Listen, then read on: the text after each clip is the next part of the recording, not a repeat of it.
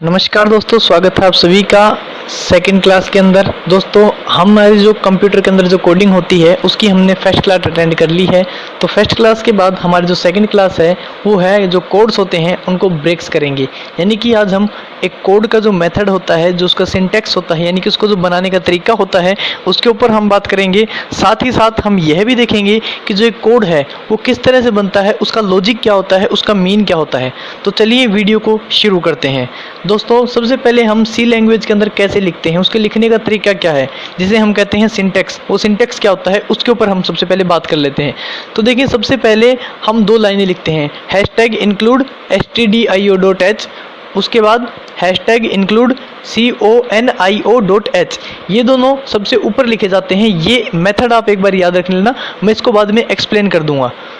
जो उसके बाद नेक्स्ट लाइन आती है वो है वॉइड मैन, दो ब्रैकेट्स लगा के, फिर एक मिजला ब्रैकेट जिसको हम करले ब्रैकेट कहते हैं, उसके बाद CLR लगाते हैं। CLR का मीन भी मैं आपको बताऊंगा। जितनी भी आपको प्रिंटफ दिख रहा है उसके बाद प्रिंटफ के अंदर हम स्टेटमेंट लिखते हैं, इसका मीन भी मैं आपको बताऊंगा। सबसे लास्ट के अंदर जो आता है वो है गेट ch, फिर दोनों ब्रैकेट लगा के स्टॉपेज लगा के मिजले ब्रैकेट से इसको बंद कर देंगे, या फिर करले ब्रैकेट से इसको बंद कर देंगे। ये जो फॉर्मूला आपको स्क्रीन के ऊपर दिख रहा है, इस फॉर्मूला को आप अपनी किसी कॉपी के अंदर या कहीं भी एक रफ पेज के अंदर इसको उतार लीजिए, क्योंकि यह आगे एक्सप्लेनेशन में बहुत ज़्यादा काम आने वाला है। तो चलिए शुरू करते हैं इस कोड को ब्रेक करने के लिए।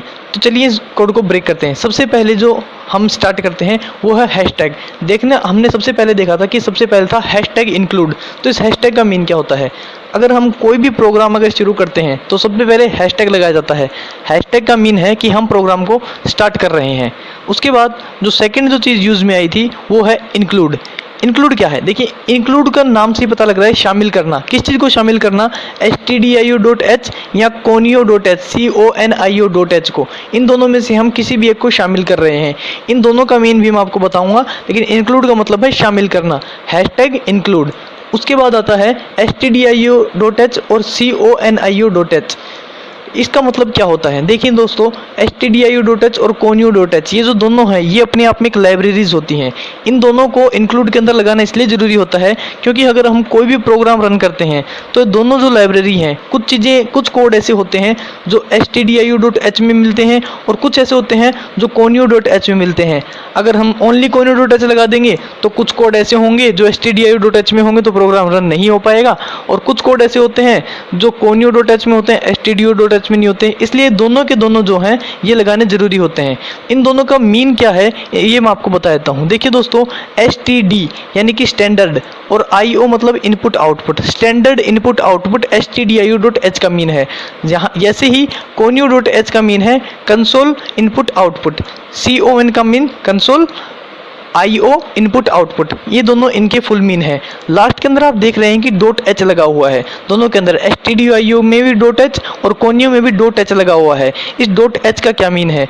देखिए दोस्तों, यहाँ पर जो .h है ये इसलिए आता है यह एक्सप्लेन करने के लिए कि ये जो दोनों हैं, ये दोनों जो लाइब्रेरीज हैं वो हेडर फाइल हैं। यानी कि इंक्लूड, हैशटैग, ये जो जितने भी हैं ये दोनों के दोनों हैशटैग, ये क्या होते हैं? हेडर फाइल्स होती हैं। इस चीज़ को ये .h एक्सप्लेन करता है। उसके बाद हम बात करते हैं जो फोर्थ फॉर्मूला आता है वॉइड मैन। वॉइड मैन के ऊपर ये दो ब्रैकेट लगा के हम शुरू करते हैं अगले फॉर्मूला को। दोस्तों वॉइड का मीन होता है जीरो, यानी कि शून्य, और वॉइड मैन का अर्थ होता है कि हम प्रोग्राम को स्टार्ट कर रहे हैं। अब हम कुछ स्टेटमेंट इसको देने वाले हैं, हम आउटपुट के लिए कुछ स्टेटमेंट प्रोग्राम करने वाले हैं। तो वॉइड मैन का मीन होता है हम प्रोग्राम स्टार्ट करेंगे। उसके बाद अगला जो आता है वो है करले ब्रैकेट्स। ये जो करले ब्रैकेट हैं जिसको हम कह सकते हैं मिजले ब्रैकेट जो होते हैं, इसका मतलब होता है इसके अंदर हम स्टेटमेंट को लिखेंगे। क्या स्टेटमेंट लिखनी है? वो स्टेटमेंट जो हमको आउटपुट स्क्रीन के ऊपर चाहिए, ठीक है। उसके बाद हम बात करते हैं CLR का मतलब होता है, CLR मतलब क्लियर और SCR मतलब स्क्रीन, क्लियर स्क्रीन। पहले हम जब भी आउटपुट रन करवाना चाहते हैं तो उसके लिए हमको क्या करना होता है, जो पहले का डेटा बचा हुआ है उसको क्लियर करना होता है। मैं इसको आपको टर्बो के अंदर ले जाके पूरा का पूरा इसका जो मेथड है वो आपको समझा दूंगा, लेकिन सबसे पहले इस फॉर्मूला का मीन आपको पता होना चाहिए। इसको आप किसी भी कॉपी के अंदर या नोटबुक के अंदर जरूर नोट कर लेना। तो प्रॉपर आउटपुट के लिए हम CLR SCR को यूज़ में लेते हैं। उसके बाद आता है प्रिंटफ। प्रिंटफ क्या होता है? प्रिंट फाइल, यानी कि प्रिंटफ के अंदर हम वो फाइल रखते हैं जो हमें प्रिंट करानी होती है, वो स्टेटमेंट हम प्रिंटफ में लिखते हैं। प्रिंटफ मीन जो हमको प्रिंट कराना है आउटपुट स्क्रीन पर। उसके बाद जो अगला फॉर्मूला है वो है, देखिए ये जो दो इन्वर्टेड कोमाज हैं, इन कोमाज के अंदर हम क्या लिखते हैं? ये प्रिंटफ के अंदर यूज़ में होता है। प्रिंटफ के बाद ब्रैकेट लगा के दो कोमा यूज़ में आते हैं। इनका मतलब होता है इसके अंदर यहाँ से यहाँ तक हम कोई स्टेटमेंट लिखेंगे। कौन सी स्टेटमेंट? जो हमें आउटपुट स्क्रीन के ऊपर रन करवानी है, जो हम देखना चाहते हैं उसे हम लिखेंगे। उसके बाद जो लास्ट जो लगता है वो है गेट CH। गेट CH जो मीन है इसका होता है गेट कैरेक्टर, यानी कि जो कैरेक्टर हमको चाहिए। अगर हम इस फॉर्मूला को नहीं लगाएंगे तो आउटपुट स्क्रीन को हम देख नहीं पाएंगे। तो आउटपुट स्क्रीन देखने के लिए, यानी कि कैरेक्टर देखने के लिए हमें गेट मतलब चाहिए और कैरेक्टर क्या चाहिए? कैरेक्टर चाहिए। तो उसके लिए हम गेट कैरेक्टर ये फॉर्मूला लगाते हैं। उसके बाद जो सबसे लास्ट और सबसे मेन जो चीज़ है, ये स्टॉपेज आप देख सकते हैं। ये स्टॉपेज किस लिए लगाते हैं? जब भी कोई कंडीशन या कोड कंप्लीट हो जाता है, जिसका मीन है कि ये कोड कंप्लीट हो चुका है, तो लास्ट में हम ये वाला स्टॉपेज लगाते हैं। इस स्टॉपेज को लगाए बिना कोई भी कंडीशन या कोड कंप्लीट नहीं माना जाता है प्रोग्रामिंग के अंदर। उसके बाद चलिए मैं आपको टर्बो जो C++ सॉफ्टवेयर है उसके अंदर इस पूरे फॉर्मूला को रन करके दिखा देता हूँ, ताकि आपको समझ में आ जाए कि किस तरह से ये फॉर्मूला काम करता है।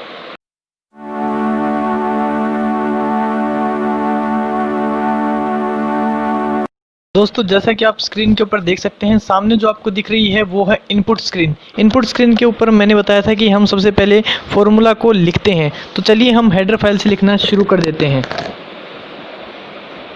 हैशटैग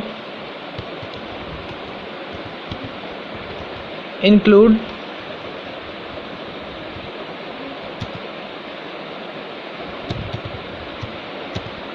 देखिए मैंने हैशटैग include.h लिखा है। उसके बाद अगला जो स्टेटमेंट है वो मैं लिखूंगा दूसरी हेडर फाइल के ऊपर include और conio.h मैं यहाँ पर लिखूंगा। उसके बाद जैसा कि मैंने आपको बताया था कि हम लिखेंगे void main।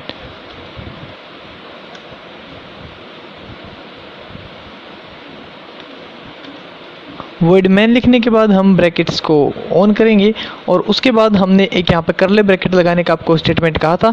और उसके बाद मैंने आपको कहा था CLR SCR। ये क्यों लगाना है? ताकि हम फालतू के जो वर्ड्स हैं वो यहाँ नहीं देखें, इसलिए हमको ये लगाना है। और उसके बाद हमें ये वाले स्टॉपेज लगाना है, क्योंकि ये वाला कोड कंप्लीट हो चुका है। देखिए मैंने स्टॉपेज के बारे में आपको बताया था। उसके बाद हमको क्या लिखना है वो भी मैंने आपको बताया। हमें लिखना है प्रिंटफ, जो हमें प्रिंट करवाना है। और हमने बताया था कि ये इन ब्रैकेट्स के अंदर लिखा जाएगा। प्रिंटफ में हम लिख देते हैं हेलो, लिख देते हैं। देखिए अब मैंने ये ब्रैकेट बंद कर दिया है। और उसके बाद हमने लास्ट के अंदर क्या लिखना है? गेट कैरेक्टर, गेट CH, जिसको हम गेट कैरेक्टर कहते हैं। और ये भी एक कोड है, इसलिए यहाँ पर भी एक स्टॉपेज आ जाएगा। और लास्टली हम इस करले ब्रैकेट को ऑफ कर देंगे। उसके बाद हम इसे Alt+R से रन कर देंगे। रन करने के बाद हमारे सामने एक आउटपुट स्क्रीन आएगी। अब देखिए इसके अंदर एक दिक्कत रह गई है, गेट CH। गेट CH का हमने जो फॉर्मूला लगाया है, इसके अंदर जो प्रिंटफ है, देखिए आप यहाँ प्रिंटफ देख सकते हैं। ये देखिए प्रिंटफ के अंदर हमने गलती की है। हमने कहा है जो भी स्टेटमेंट पूरी हो जाए उसके बाद में स्टॉपेज लगेगा। हमने यह स्टॉपेज नहीं लगाया था, तो हम ये स्टॉपेज लगा देंगे। उसके बाद देखिए Alt+R को हम रन करेंगे तो हमारे पास डायरेक्ट आंसर आ जाएगा हेलो। देखिए प्रिंटफ के अंदर मैंने हेलो लिखा है। ये देखिए यहाँ प्रिंटफ के अंदर मैंने हेलो लिखा है। तो प्रिंटफ के अंदर जो चीज़ होगी वही यह प्रिंट कर देगा। वापस दिखा देता हूँ। एंटर करने के बाद हमारे पास हेलो आंसर आ जाता है। दोस्तों उम्मीद करता हूँ आपको पूरी वीडियो समझ में आ गई होगी। नेक्स्ट पार्ट के लिए तैयार रहिएगा और इसकी प्रैक्टिस ज़रूर कर लीजिएगा। जय हिंद, जय भारत।